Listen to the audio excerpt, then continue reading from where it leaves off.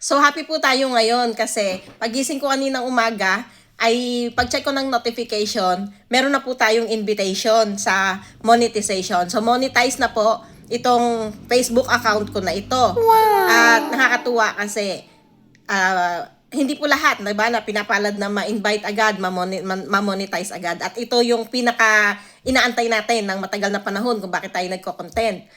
At ito pong pagkakataon na natanggap natin ngayon na na-invite na tayo sa monetization, na-monetize na tayo kahit kakaunti lang ang ating followers. Ayan pong 1,900, hindi pa nag-2,000 ang ating followers. Ay nagkaroon na tayo ng pagkakataon para ma-monetize. So ito po ay makakapagbigay ng inspiration para doon sa mga content creator na kakaunti lang o mababa lang ang kanilang followers. So, pwede na po tayo ma-invite kahit mababa lang ang followers natin. Ang kailangan lang po natin gawin ay mag-post tayo ng mga quality videos. So, pag sinabi po na quality videos, hindi naman kailangan yan maganda yung camera mo o napakaganda ng pagkakashooting mo.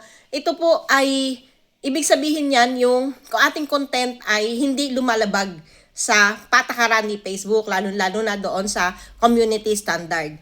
Kung wala po tayong violation at yung video natin ay, yung content natin ay hindi lumalabag sa patakaran ni Facebook, ay maano po tayo, malaki po ang tsansa na ma-invite tayo kahit kakaunti lang ang ating followers. At nakakaganda nito kasi hindi nakatulad dati, di ba? Dati kailangan mayroon tayong 5,000 followers, tapos maabot natin yung 10,000 hours na watch. So dito po hindi na.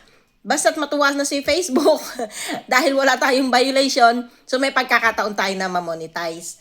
Ito po ay napakagandang pagkakataon para sa atin at matagal na nating hinihintay ang mga ganitong bagay, di po ba? Kaya nga tayo nagtsatsaga sa mga ganito. So, ano lang po, ang ma-advise ko, magtsaga pa rin tayo at magintay lang, i-enjoy lang natin ang ating mga ginagawa. Siguraduhin lang na wala tayong violation at sumusunod tayo sa Facebook, sa mga patakaran dun sa community standard. At yun po ay darating din ang right time para sa atin. God bless at good luck sa ating lahat. Thank you!